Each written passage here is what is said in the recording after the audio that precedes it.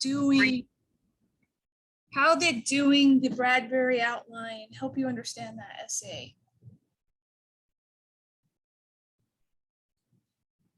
Did it help you understand the essay? A couple of people. Okay, what about it was difficult for you or you didn't understand?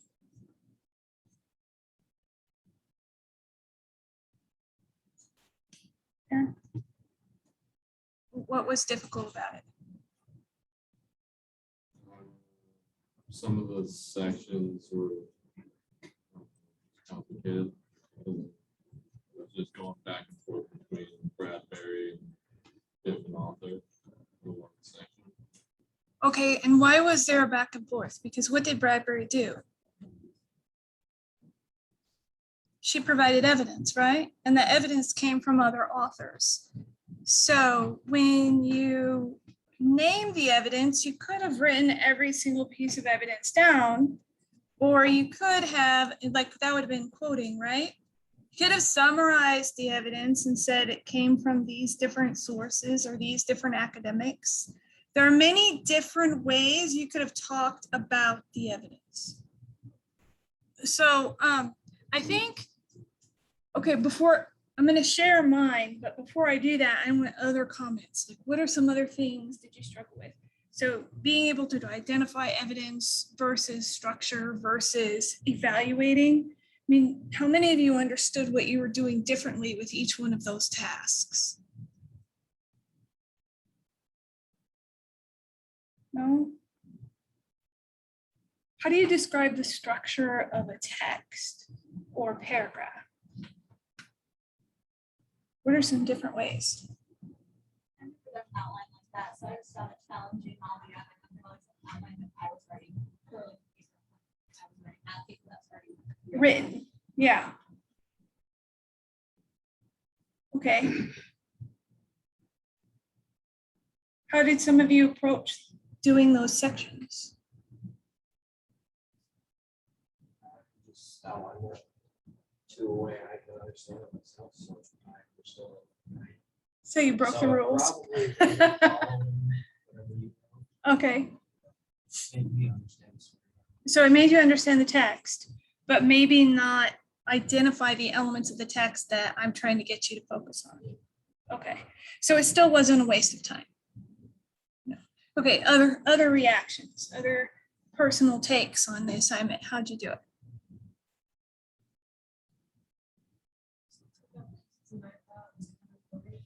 Okay, how did you determine if they were important? Okay. So if they followed the point that you think she was trying to make, that's how you determined if it was important. Okay. Other comments or sharing of how you did it?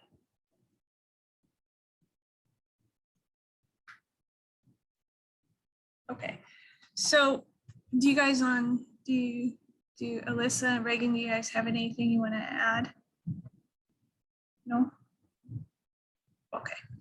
So I am going to take my outline and upload it to D2L. And then what I want you guys to do is to break up into groups, and I want you to compare your outlines to mine and talk and to each other and talk about how they're different or similar to one another. And then I want you to report out what you discovered about that through that discussion and that comparison. Does this make sense? Okay, so let me make sure I have it saved. I should have uploaded this instead of eaten, but I chose to eat instead.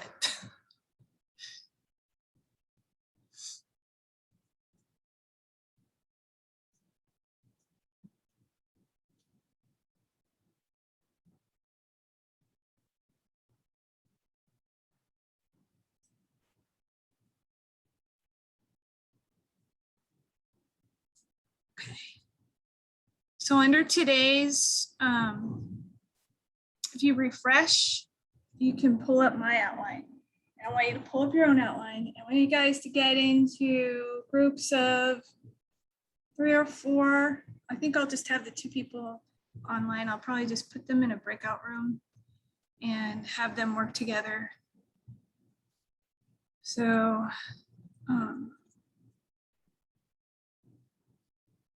going to create a breakout room. And you two go ahead and go into that breakout room. And what I want you to do is, like I said, talk about your own outlines and compare them to mine, and then be ready to share out what you see as the comparisons. Okay, get into your group. I don't want to make your groups, but I will if I need to. No more than 4, no less than 2.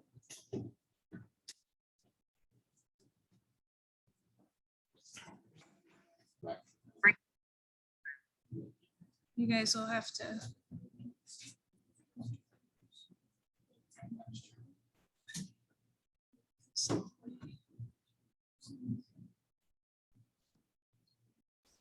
Okay. All right, so what do you guys, what's your commentary? What do you notice?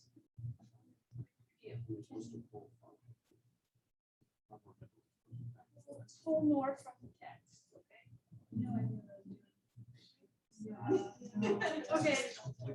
Okay, so when you go back to the assignment sheet, what does the assignment sheet tell you to do?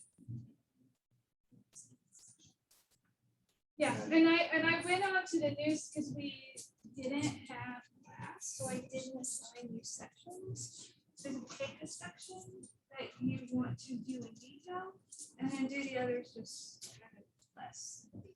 Awesome. All of them less detail in the whole thing, so it's one. That's great. One That's even better. I think that's even better. So I know the whole thing is just in depth. Right. So what was different? See, what you're doing now is you're looking at the surface, right? This is how much I did. This is how much she did. So what about the content? Maybe your content is as good as my detail. Is it? Have you looked at the content? What did you do under evidence? I didn't reference as much as you did. I just like pulled it. Did you name page numbers? When I referenced. No? Okay, why did I? So you know what it is. Exactly. And what do you have to do in an essay? You have to reference it, right? So if you're going to take notes and you're going to pull information from the text that you might actually use in your own essay, what do you know now you need to do? Reference it, cite it, and do it correctly so that when you can, if you've typed this, you could take some of the quotes that you've taken from Bradbury, copy and paste it into your essay. It's already cited. All you have to do is integrate it into the flow of your essay. So this work can be work that is going towards your draft, and it will save you time when it comes to putting the draft together. Does that make sense? It's a very practical, applicable way of taking notes, but only, like really focusing on, is this the kind of evidence that I need in my essay? So did anybody identify where the evidence came from or what kind of evidence it was?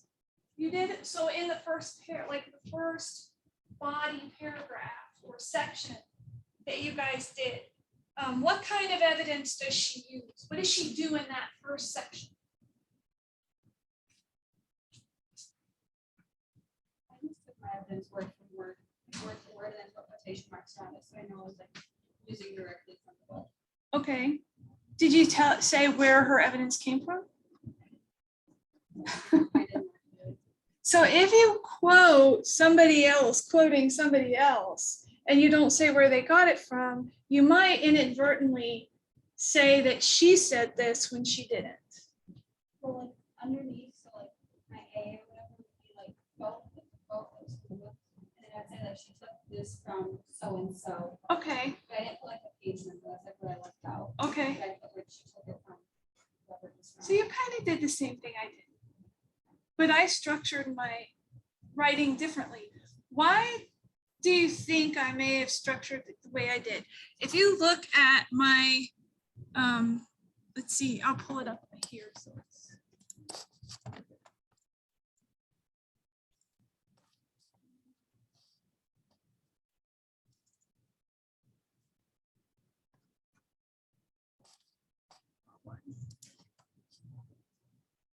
oh yeah, that's the right one. Okay, so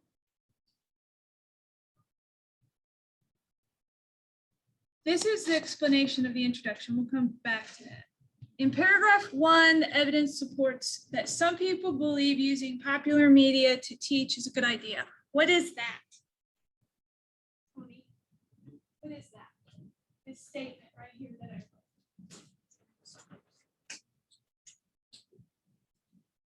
What did I write here? What does the statement do?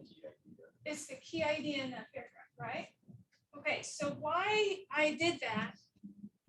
Does anybody want to guess why I did that? So that we know what your synopsis is. Right, well, and that is you, but me. If I'm taking notes for myself, and all I do is write down the evidence, and I don't say it's evidence supporting something, then I'm not going to remember when I go back to look at it to use it later. So to be thorough and to remember, I'm like, okay, so this, I don't think you were incorrect if you went and you said, okay, here's the key idea, and then here's the evidence under it. These are the two things that I said, okay, so Bradbury lists Henry Giroux, and I was saying, I don't know how to say it, Giroux, and Neil Postman as people who argue that popular media serve a type of public pedagogy.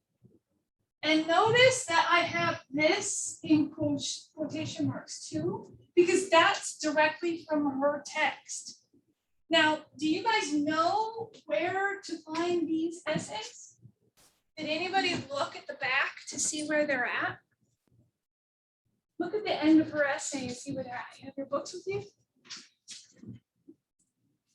Some of the references sections.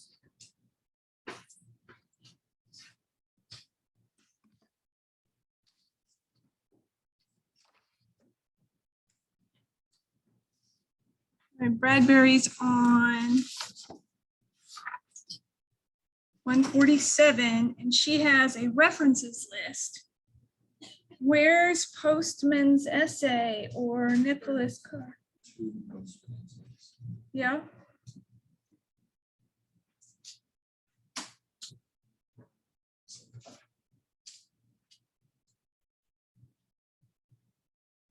Did anybody figure out where else those essays are located?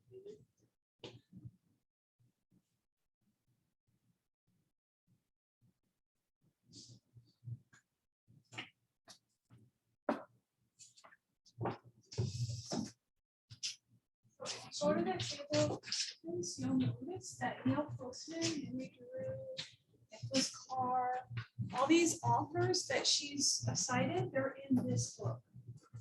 And you notice what school she went to for her master's, right? SDSU. So she not only was teaching from this book, but she learned from this book. It's true. It's true. So she's an SDSU student. Bradbury is. She was. Yeah. And she organized this with this kind of class, the way SDSU organizes this class. So basically, she is giving a synopsis of how classes here for composition of law in support of using popular culture as the tool to engage students in critical thinking and in the writing process. So what is her, what is her ultimate argument? What does she say that this kind of teaching does for students? It's It's helpful for them because they, in them, they are already using the tools necessary to read into it, the next steps of the to or further understand something from the past. right, so if you're analyzing something that's popular in your culture, and then people are writing about it, you're more likely to engage in it because it's something you're familiar with. You have some background knowledge. But granted, there are a lot of stuff in this text that comes from like the 90s and early 2000s that you may not be as familiar with. Because, you know, each year passes and it's really expensive to update this book with new stuff.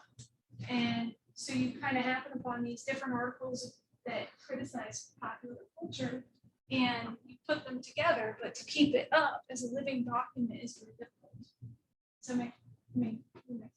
So so some of this stuff may be familiar to you, some of it may kind of seem old to you, even though you'll probably be like, oh, you know, I remember that because, you know, I'm older.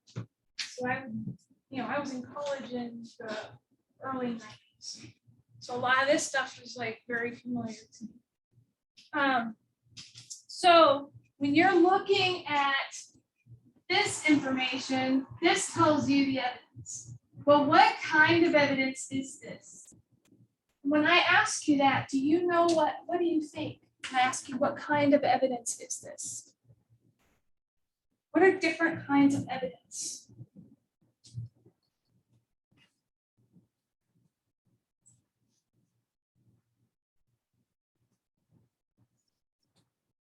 Can anybody name a kind of evidence? There's testimonials. That's like a personal experience, right? Yeah, I know what it feels like to get charged because it's happened to me. Right? What else? What other kinds of evidence?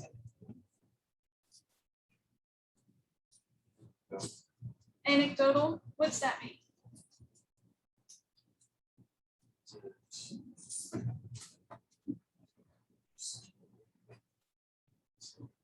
I like a story.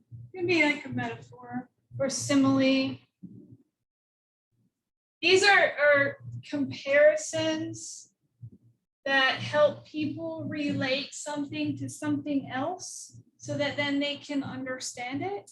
You can create scenarios. This is similar, like worst case scenario, this happens, best case scenario, this happens, right? So we also have facts, examples, eyewitness accounts.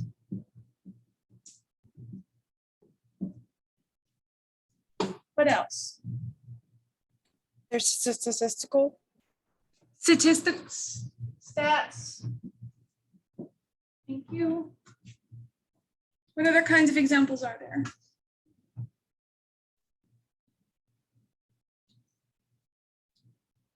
This one says that Henry Drew says popular media serve as a type of public pedagogy. Huh? Pedagogy. You say tomato, I think tomato. What do you think? Do we know who Henry is? Because if he's publishing journals and criticizing culture, he's probably an academic, right? He's being cited by another academic. If he was something else, he would probably be identified like as a writer or a scientist or whatever. So that's quotes from people of authority or expertise. Why would somebody quote someone who doesn't know what the heck they're talking about? Right? So these are all, are you guys taking notes? Because why would you need to know different kinds of evidence? You have a whole array of evidence that you can pick from. But when you're going to construct an argument, you want to pick the evidence that works best for what you're trying to do. So when I tell you to identify the kind of evidence, what is this? Who's saying it? That is a way of helping you to start to really recognize in somebody else's argument as well as your own, okay, what is the support being provided here? And is it effective? In paragraph 2, the evidence shows who disagrees with using popular media, but now here I'm adding an evaluative component. But only one, she only provides one source. Mark Edmondson says that using popular culture veers from analysis and writing, it becomes a like or dislike session, and that is a way to cater to consumer desires more than teach. Then in the next paragraph, she provides James Berlin, she quotes Weed and Rich Lane, who say teaching popular culture. These are positive supports. Like, these are people who agree with her. This is somebody who disagrees with her. So one weakness in her argument is that she's only pointing out one person who disagrees. So what does that tell? What could that tell us? If she's only pointing out one person who disagrees with her, what could that tell us? Not be a large amount of evidence related to instrument. Right, so if you trust her, then you might say what Tony has said, which is, okay, so maybe there aren't very many people who disagree with her. Maybe the popular opinion about teaching with popular culture is that you should use popular culture when teaching composition. And maybe this is the only person who disagrees, and it's the only reason that he has to disagree. But conversely, it could also mean that her idea is very unpopular and that there is a lot of evidence against her work, and not referencing most of maybe wrong train of thought that might imply that there is less negative evidence versus what their actions is. Right, so by including as many people as she can that support her, maybe this is all the people that support her, and she only chooses one person who disagrees with her because that's the one idea that she can knock down or argue against effectively. Maybe there are other ideas that she has purposely left out because she doesn't want to address them. Or maybe she left them out because she doesn't know they exist, because she didn't find them in her research. Or she hasn't talked to enough different people. Does this make sense? So I am not disparaging her argument at all. I think she makes a valid argument. I know of other people who have raised other concerns about reading popular culture in a classroom. Some people think that you should just be able to pick whatever you want to write about and only write about that. Don't worry whether it's popular culture or not. There are different arguments, but she chooses this. In paragraph 3, Bradbury uses evidence to support reasons to use popular media in teaching compositions. Yeah, I already read that. So if I go down, in the last paragraph of this section, she uses logic as evidence based on problems in America. So the other things that we left out with evidence are logos, pathos, and ethos. And some of this information, this kind of evidence, will fit under these categories. But reasons, logic, and have their own category, because sometimes they're not based in any one of these specific kinds of evidence, but it's just a train of thought, a series of linked information that leads you to a certain conclusion. Does this make sense? And so when you provide that logic, you want to be able to explain it. So in the last paragraph, she says analyzing popular media will expose students to the stream of education that comes from popular media promoting anti-intellectualism. And then Americans, especially young Americans, look bad because they are labeled as anti-intellectual, ignorant, and illiterate. So the argument that she makes is that popular media allegedly makes people stupid. And she's going to argue that by analyzing how popular media tries to or does make people stupid, you are not going to be subject to being made stupid by it. Does that make sense? So it's like, the way I like to think of it is know thy enemy. You know your enemy, then you can defeat your enemy. You know and anticipate their moves, and you can avoid being victim to them. Does that make sense? That's the logic. So she explains it one way, I would explain it a different way, but it's the same logic. Using different types of explanation and evidence to lay out that logic. Does this make sense? So how many of you have thought about writing and constructing an argument in this way before?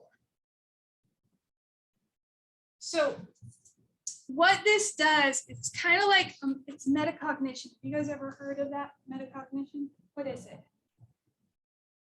Do you remember? You just heard of it.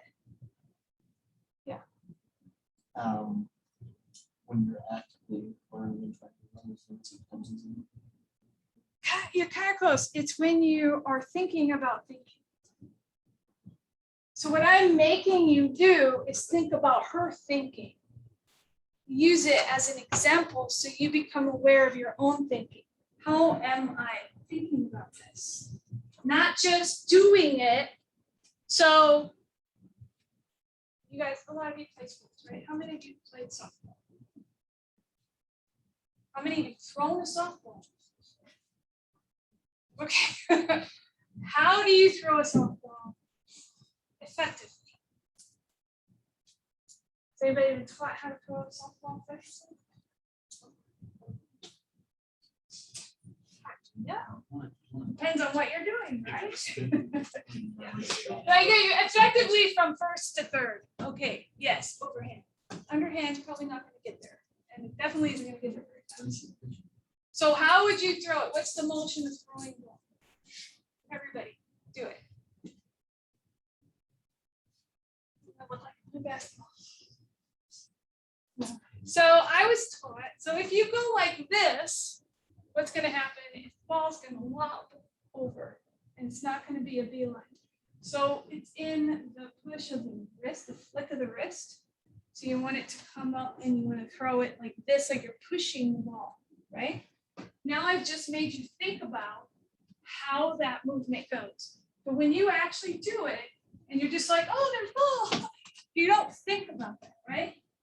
When you're being taught how to perform something better, you start to think about how you're doing it, right? And you go through each of the motions and you practice those motions instead of just flailing and doing it because you want to learn to do it better, right?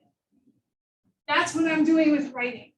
That's what I'm trying to do here, is I'm trying to take you through the motions of all the things that put writing together. And writing is complex, especially if you're going to make an academic argument. So you have to understand the structure of the overall essay. How was this put together? So the structure of this section, the first paragraph sets up the conversation about popular media and whether it should be used to teach composition by providing evidence of people who say it helps teach you. So she does that, and then she says the sentences in this paragraph set up a cause-effect flow until the last sentence, which sets up a contrast to introduce the next paragraph. Despite this, the other reality rings true. So she gives the context, says this is what's going on, and then she says, despite this truth, now she uses contrast, this is what's happening.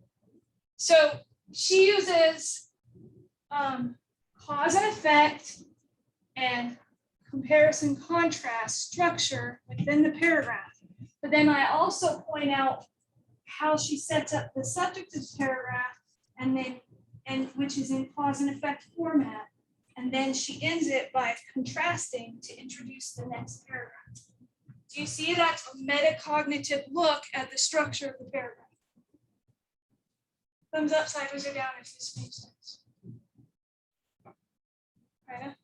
So you may not see it. Can you see it in the paragraph? If we read the paragraph in the text. So which paragraph is this? What page is it? 149?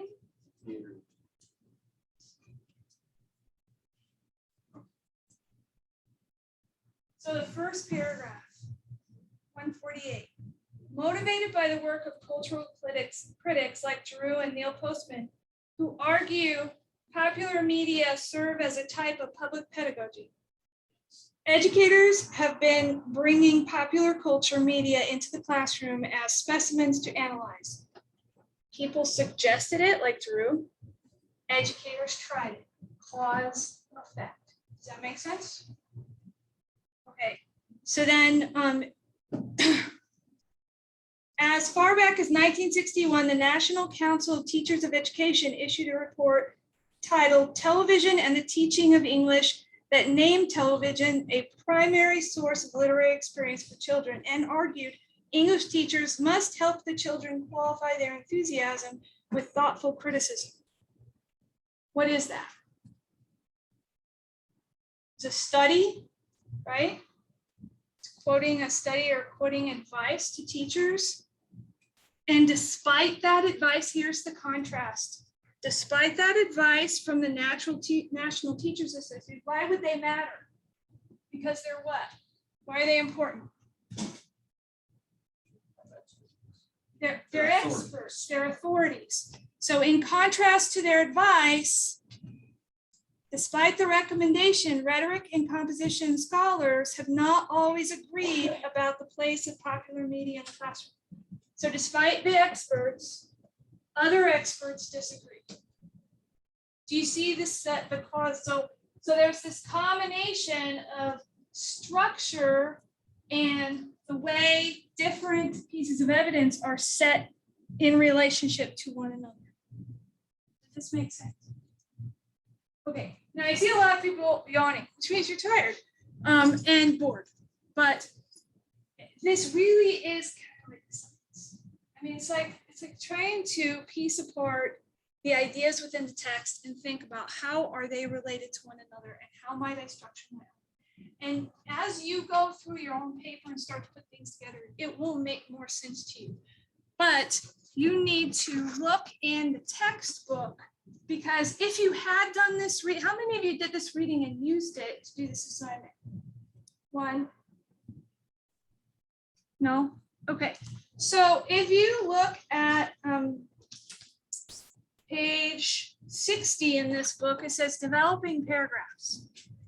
And it has focusing on the main idea, providing details, using effective methods of development like narrative, description, definition, example, division and classification, comparison, contrast, cause and effect, analogy, process, problem solution, reiteration, combining patterns.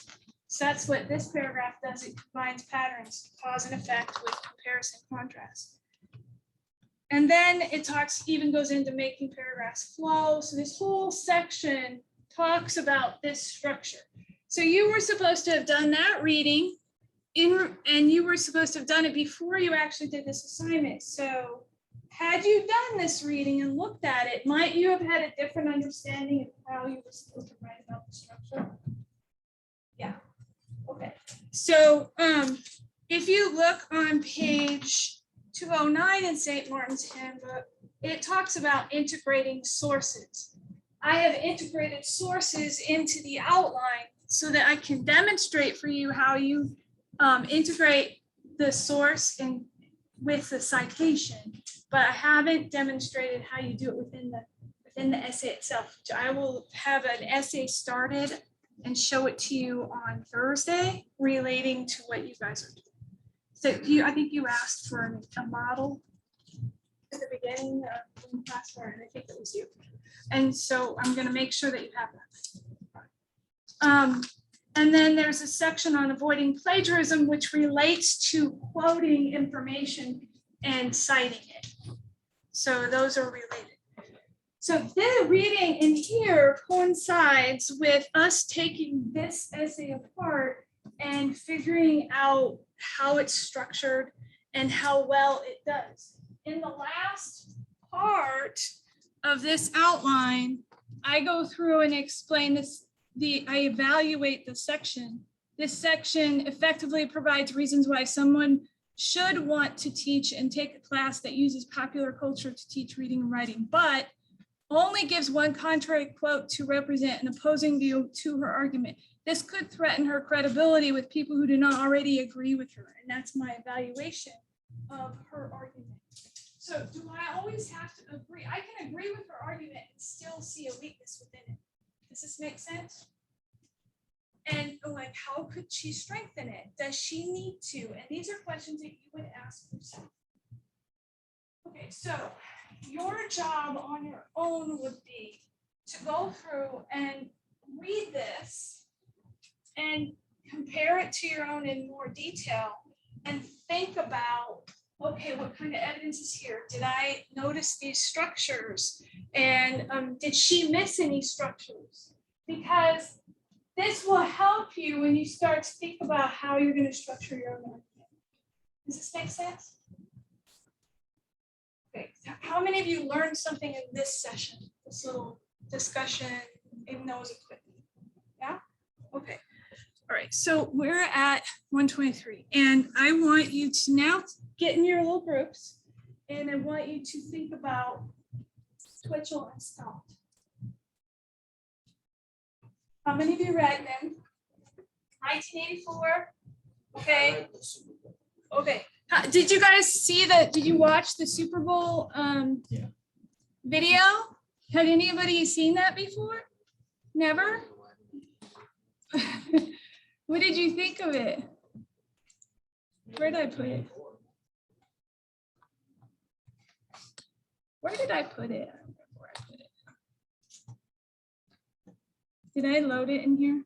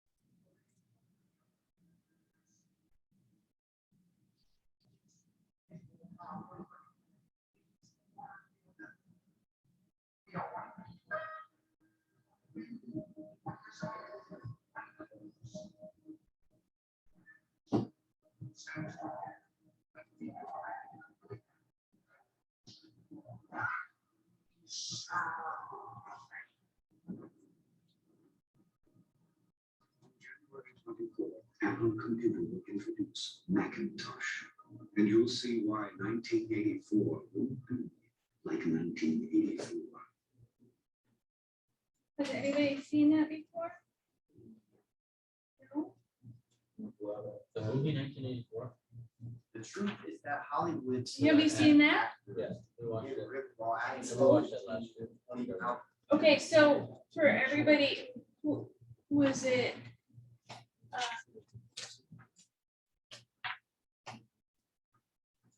What was it about? What was 1984 about? You read the books? Okay. It was about like it was a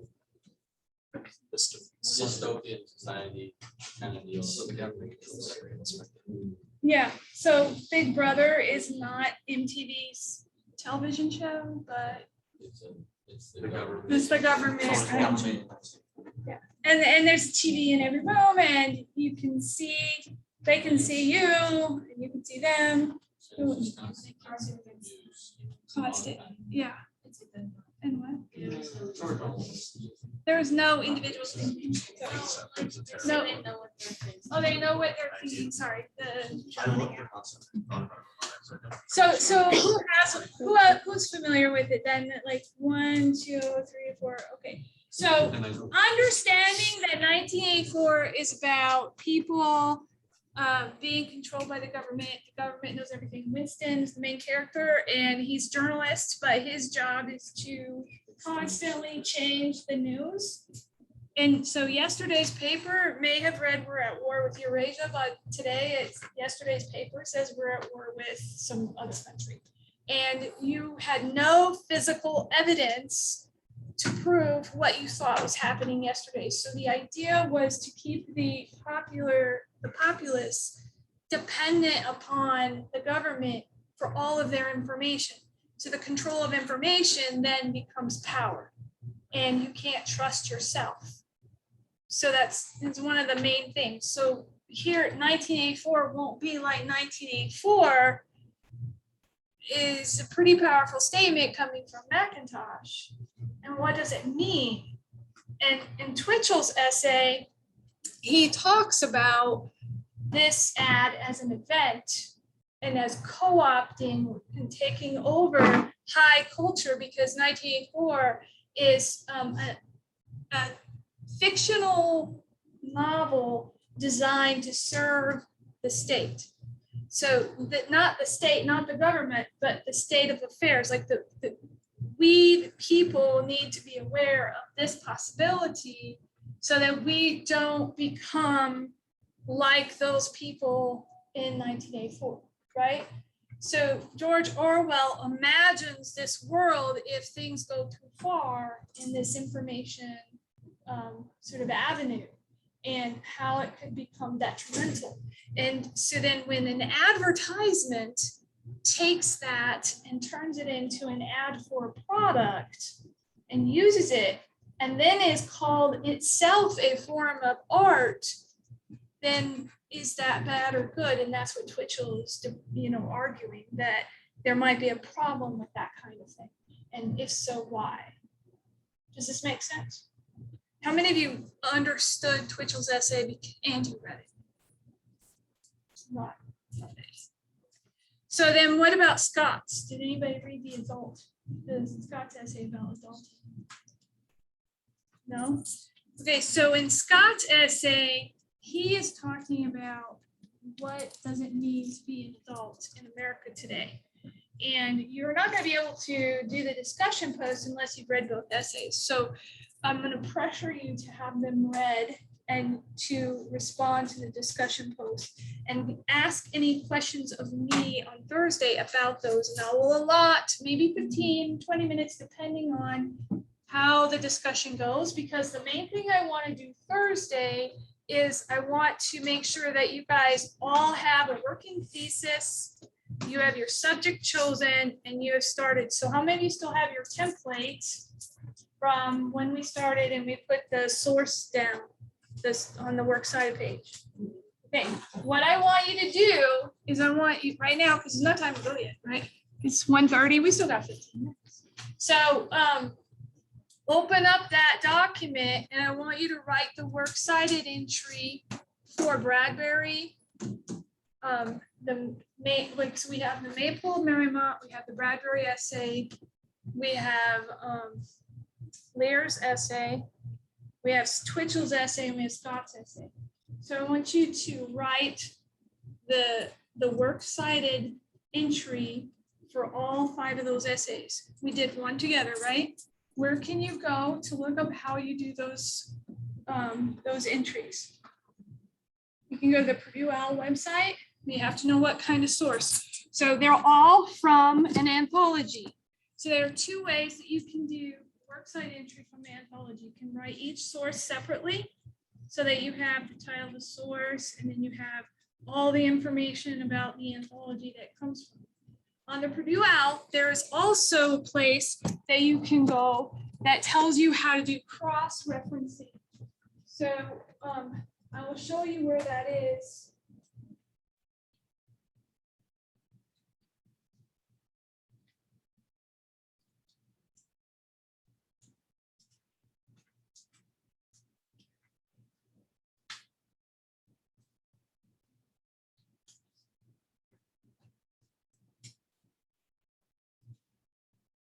So we're looking at a book.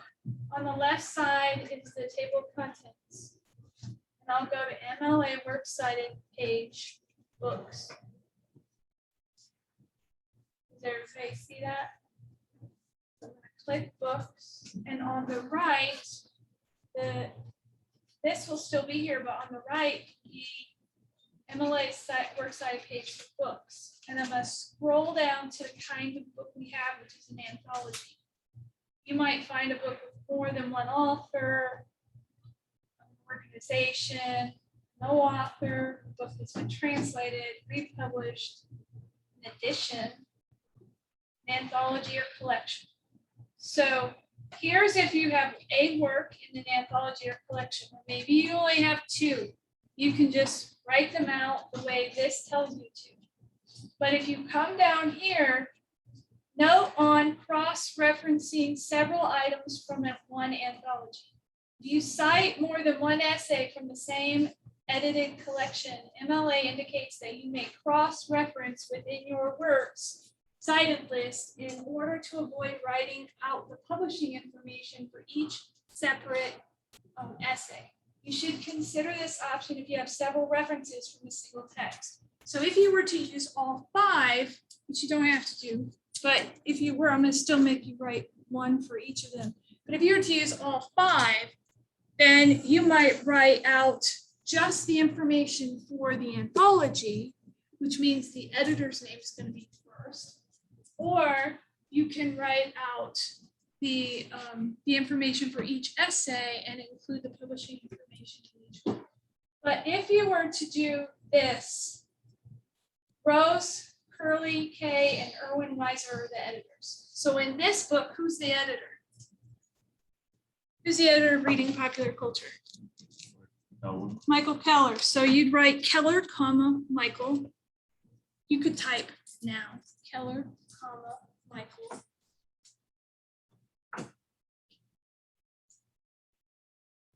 Period, because the punctuation matters. Then you have to write the title of the book. So what's the title of this book? Reading Popular Culture, and it needs to go in what? Italics. It needs to go in italics.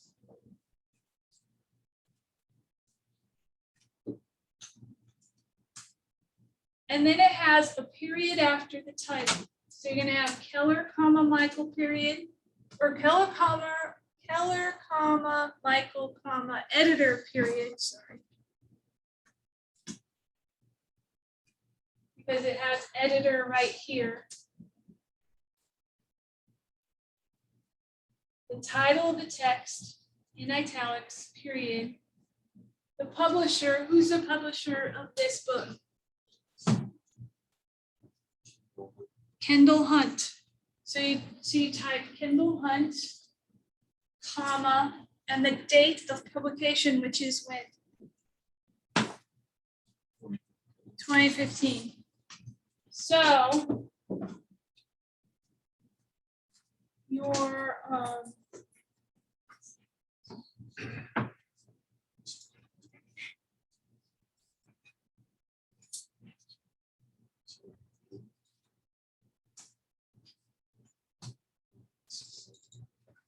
yeah, Michael Keller, Michael, period, comma, editor, period. Reading Popular Culture, period.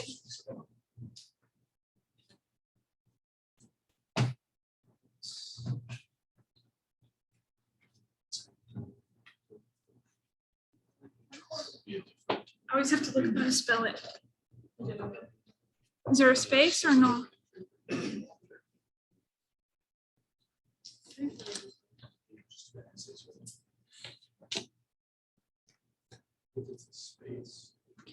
Space. it looks like. So when you're cross-referencing, you can type this one. And then what you can do is go back over here to Purdue OWL for each individual essay from the collection, list the author's name in the last name, first name format, the title of the essay, and the editor's last name, the page range. So instead of listing it like you did the last time we did it, right, that longer entry, then the next thing that you can do is you can say, okay, what's the information for Bradbury? Bradbury, what's her first name? Kelly. Kelly? That's Kell, one. and then period, Yes. what's the title of her text? Outsmarting, culture, be stupid, pedagogy. Pedagogy.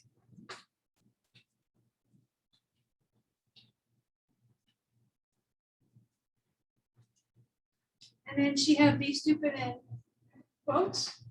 So Yeah. then I do single quote because I'm quoting the title, right? Be stupid.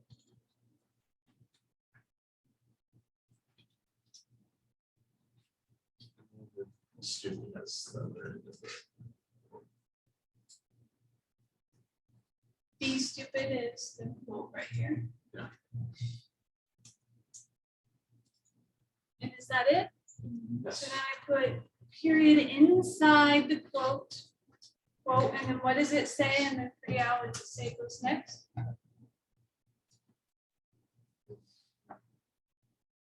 Title of essay, editor's last name, page range. Period, editor's last name, comma, page range. So who's our editor? Keller. Comma, and what are the pages of her essay? 47. Okay, and then it's not 147 to what is it, what's that? 153 is the end of the references. Okay. We put 53 instead of 153.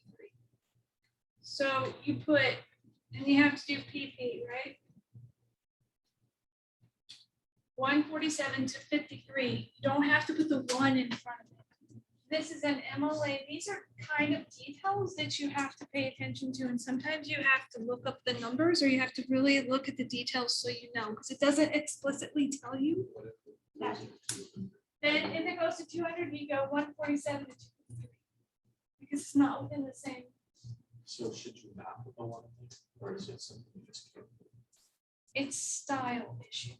It's a style rule. So you, It's so different. APA style does this differently, and the details are different. So like in APA, you would not put quotes around this, and you would only capitalize outsmarting, regardless of how the author did it. But that's APA. So if you're in engineering or business or nursing or anything like that, you'll have papers that you have to do in APA style, and that style has different rules than MLA does. So you just have to understand how to look up stuff about whichever style you're using and pay attention to those details. That's what you're learning in this class, is how to attend to those details. Does that make sense? so Yeah. if we're using only like 2 or 3 of the stories, those 2 stories. Yeah. But it's good to just have them all now, and then you can just delete the ones you end up not using, and then it's already done if you've done it. You've taken the time in class to write them all out, and then you can just delete whatever you end up not using in your paper. And you only list in the works cited the work you actually cite in your essay. If you were going to do a bibliography, you might include everything you read in addition to everything you cite. But in this case, you just do the works that you actually cited, which is why it's called a works cited page. That makes sense?